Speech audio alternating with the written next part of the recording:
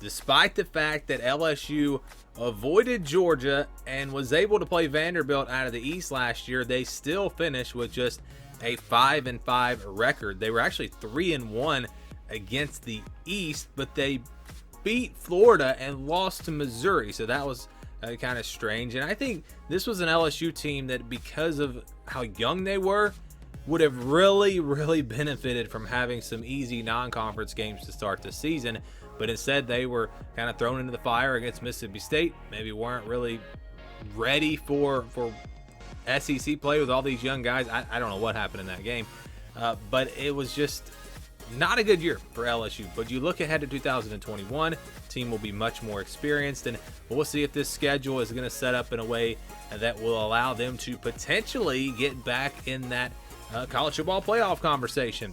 And here it is. And their big non-conference game this year, it's not, they're not playing a powerhouse team, but they do go on the road to play UCLA, which is interesting. Chip Kelly has started to maybe get that program coming around just a little bit. I don't think they're a top 25 team, but who knows? And it's week 1, so that'll be interesting. And then they get the McNeese and the Central Michigan, those easier games. But you cannot overlook that UCLA game. So who do they play outside of the SEC West? Of course, we know who they play in the West. Outside of their division, they will play UCLA on the road. Just mentioned that. McNeese and Central Michigan, and ULM all at home. ULM, a couple of years ago, was a pretty good group of 5 team, but they were terrible last year.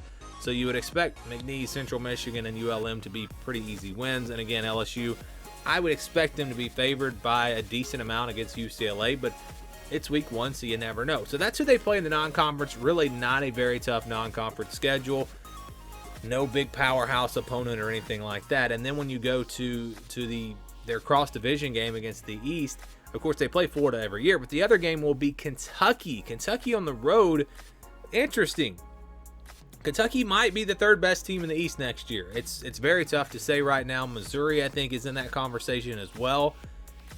But you don't get to play Tennessee, you don't get to play Vanderbilt, you don't get to play South Carolina. Those are the teams you want to play this year out of the East, but instead they will play Kentucky on the road. That could be a tricky matchup there. And again, Florida, they play every year. We're able to beat them on the road last year. They'll play them at home this year, and this year maybe LSU is the favorite in that game. We'll have to wait and see. So let's go back to the schedule, and we'll go game by game. Again, starting with UCLA on September 4th. Again, on the road, going all the way out west, that's not going to be just an easy game, I think, for LSU. Although I think they will be favored, but that's a tricky matchup. I'm telling you, watch out for that one. I think it'll at least be a close game. McNeese and Central Michigan after that should be easy wins. Then you go to Mississippi State on September 25th. On the road, you got to deal with the Cowbells. Of course, Mississippi State shocked the world last year when they upset LSU. We thought Mike Leach was going to take over the SEC after that win. It didn't work out that way, but still, this is going to be a pretty good team, a team that should be better from what they were last year. Now, LSU should be a lot better as well. So that'll be a good matchup, I think, on September 25th. After that, it'll be Auburn on October the 2nd. Auburn has not won in Baton Rouge since like the 90s. So you like LSU's chances there, but Auburn, again, is a team that it's a different era. They have a new head coach, so you can't really look at the past in this matchup. That one will be interesting. You know, LSU's going to want revenge after the blowout last year. So that one, I kind of lean towards LSU, but still, you never know. And then it's after that. So this is a very tough stretch right here. And it really goes from Auburn all the way to Ole Miss. You got Kentucky on the 9th, on the road, quality team, a team that if they can improve their passing game, a team that's probably going to be the 3rd best team in the East this year. Then it's Florida at home, a team that you know is going to want revenge, and maybe they can pull off the upset this year if it works out that way. I don't know for sure that LSU will be favored.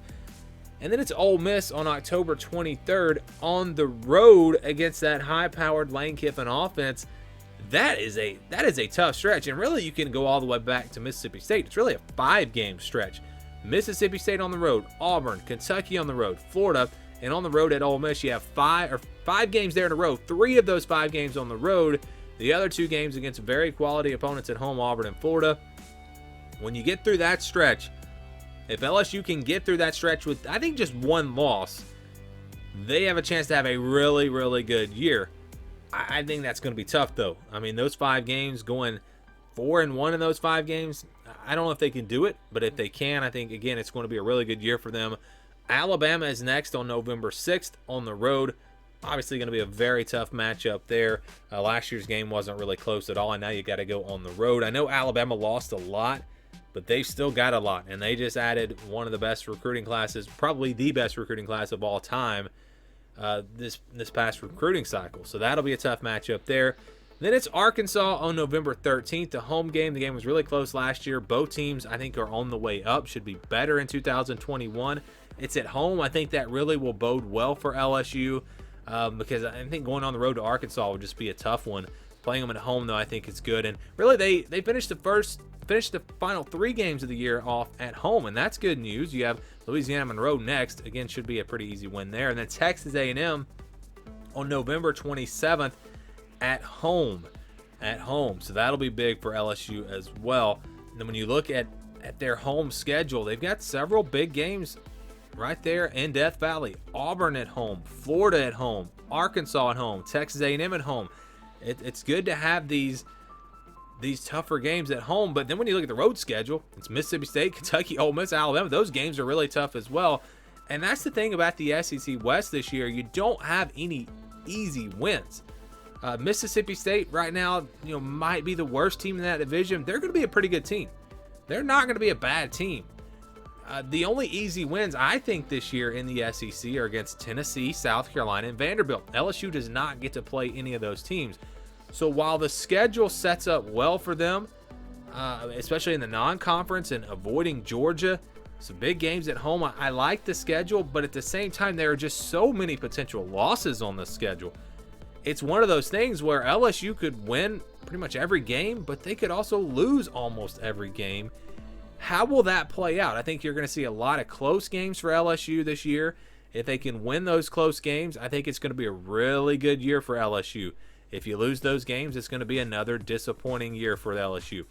But again, that stretch from Mississippi State to Ole Miss, those 5 games are going to determine how the season will go for LSU. I really believe they will beat UCLA in that opener and start off 3-0. But if they can get through those 5 games, potentially at 4-1, yeah, this is going to be a really good year for them. I think you lose to Alabama after that, and there's an opportunity to go 10-2. And again, 10-2 is a really good year from what they were last year. If you go all the way to 10-2 with all of these difficult games on the schedule, I think that's a really, really good year for LSU. But on the flip side, let's say you lose 3 of those 5 games. Then you lose to Alabama. And then it all starts to unravel. Arkansas is a potential loss. Texas A&M is a potential loss. You could be looking at another year where they're closer to 500. So, again, those 5 games, I think, how do they come out of those 5 games? That is going to determine how good of a year 2021 is for LSU.